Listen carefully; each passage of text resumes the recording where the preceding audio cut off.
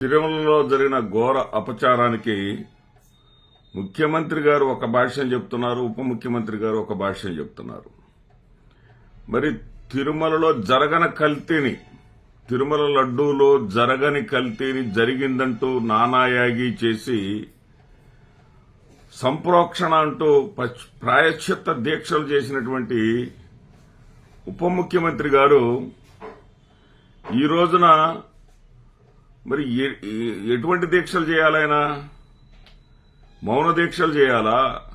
మహాప్రాయశ్చిత్త దీక్షలు చేయాలా? తిరుమలలో తొక్కిసలాటకు, తిరుపతిలో తొక్కిసలాటకు భక్తులు చనిపోతే మహాప్రాయశ్చిత్త దీక్ష చేయాల్సింది పోయి, గతంలో ఏ చిన్న పని జరిగినా సరే, ఏ చిన్న పొరపాటు జరిగినా, ఏ చిన్న నష్టం జరిగినా, ఏ చిన్న ఇబ్బందికరమైనటువంటి పరిస్థితి వచ్చినా నేరుగా జగన్మోహన్ రెడ్డి గారిని విమర్శించేవాళ్లు. ఇదే ఉప ముఖ్యమంత్రి, ఇదే చంద్రబాబు నాయుడు గారు నేరుగా జగన్మోహన్ రెడ్డి గారి వల్లే, జగన్మోహన్ రెడ్డి క్రిస్టియన్ కావటం వల్లే, జగన్మోహన్ రెడ్డి గారి అపచారాల వల్లే ఈ ఘోర అపచారం జరిగిందని విపరీతంగా వాళ్లు అనేవాళ్లు, వాళ్లని సమర్థించేటటువంటి మీడియా ప్రచారం చేసేది. మరి ఇప్పుడేమో ఉప ముఖ్యమంత్రి గారు ఒకరిని బాధ్యులు చేస్తున్నారు, ముఖ్యమంత్రి గారు మరొకరిని బాధ్యులు చేస్తున్నారు. ఇప్పుడు వాళ్ళదేం లేదంట. నిండు ప్రాణాలు, 6 ప్రాణాలు బలైతే వాళ్ళ తప్పేం లేదంట. అధికారుల మీదకి తప్పు నెట్టేస్తున్నారు. అప్పుడేమో జగన్మోహన్ రెడ్డి గారు నేరుగా వచ్చేసి వాళ్ళని పొడిసేసి చంపేశారని చెప్పేసి అనేవాళ్లు. ఇప్పుడేమో వీళ్ళదేం తప్పు లేదంట. ఉప ముఖ్యమంత్రి గారు ఒక అడుగు ముందుకేసి మీరు చేసిన తప్పుల వల్ల మేము తిట్లు తినాల్సి వస్తుంది. ఎవరైనా అంతే. ఉప ముఖ్యమంత్రి గారు, పాలకులు ఎవరు కూడా తప్పులు చేయమని చెప్పరు. అధికారులు చేసిన తప్పిదాలకే పాలకులు బలవుతుంటారు. అధికారులను సరైన వాళ్లను పెట్టుకోవటంలోనే ఉంటుంది పాలన యొక్క సామర్థ్యం అనేది. ఇక మీరేం చెప్పారు? వెంకయ్య చౌదరి పేరెత్తారు. అట్లాగే శ్యామలరావు, ఈవో శ్యామలరావు మీద తప్పు నెట్టేశారు ఉప ముఖ్యమంత్రి గారు. వెంకయ్య చౌదరి గారితో నాకు వ్యక్తిగత పరిచయం ఉంది. ఆయన చాలా నిబద్ధత కలిగినటువంటి వ్యక్తి. వెంకయ్య చౌదరి గారి మీద నెట్టేయటం కాదు ఇక్కడ. మీరు మీ తప్పిదాలను మీరు ఒప్పుకోండి, మీ పబ్లిసిటీ పిచ్చని మీరు ఒప్పుకోండి. మేమేదో అది చేస్తున్నాం, ఇది చేస్తున్నాం అంటూ జనాలని సమీకరించి యాడ్స్ ఇచ్చేటటువంటి పరిస్థితిని తప్పించండి. ముందు వాటి నుంచి బయటపడండి. ఇక ముఖ్యమంత్రి చంద్రబాబు నాయుడు గారు ప్రెస్ మీట్ పెట్టి, ఆయన ప్రెస్ మీట్ లో చేసినటువంటి ఆరోపణ ఏంటంటే, గతంలోనంట ఈ వైకుంఠ ఏకాదశి సందర్భంగా మహాపవిత్రమైనటువంటి రోజు ఉత్తర ద్వారం ద్వారా స్వామివారిని దర్శించుకుంటే మరి పుణ్యలోకాలకు వెళ్లిపోతాం, స్వర్గానికి వెళ్లిపోతామనేటటువంటి ఒక నమ్మకం వల్ల భక్తులు విపరీతంగా వస్తూ ఉంటారు.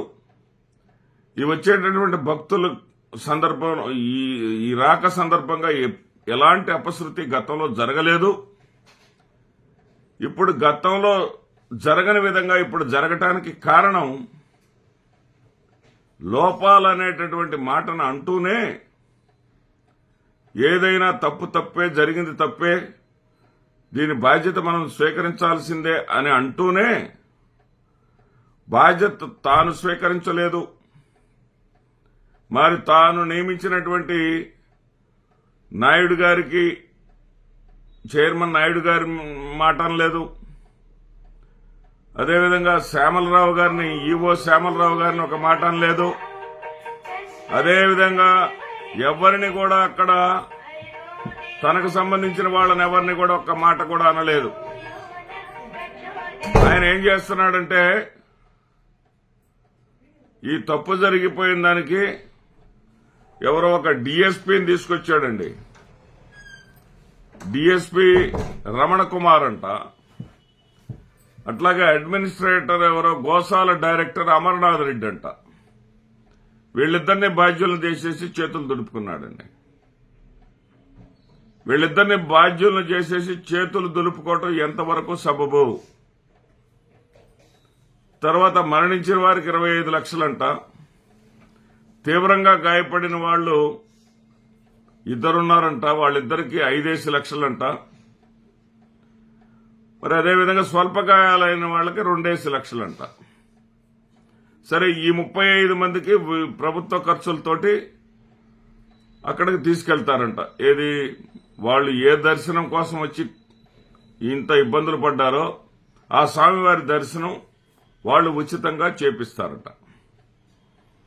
సరే, ఇవన్నీ కూడా మీరే చెప్పారు కదా, అడ్మినిస్ట్రేషన్ అంటే జరిగిన తర్వాత పోయి సపర్యలు చేయటం కాదు, జరగకుండానే చూసుకోవాలి అని.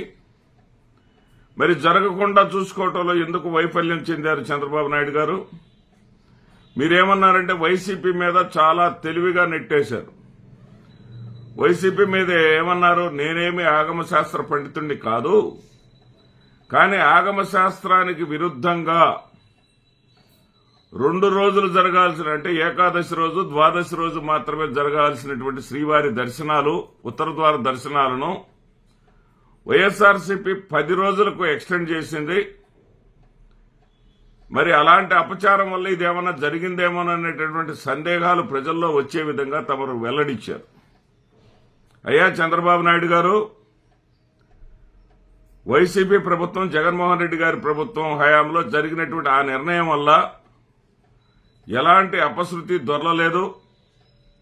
10 రోజుల పాటు దర్శనాలు కొనసాగవచ్చు అనేది ఆగమ శాస్త్ర పండితులు చెప్పిందే.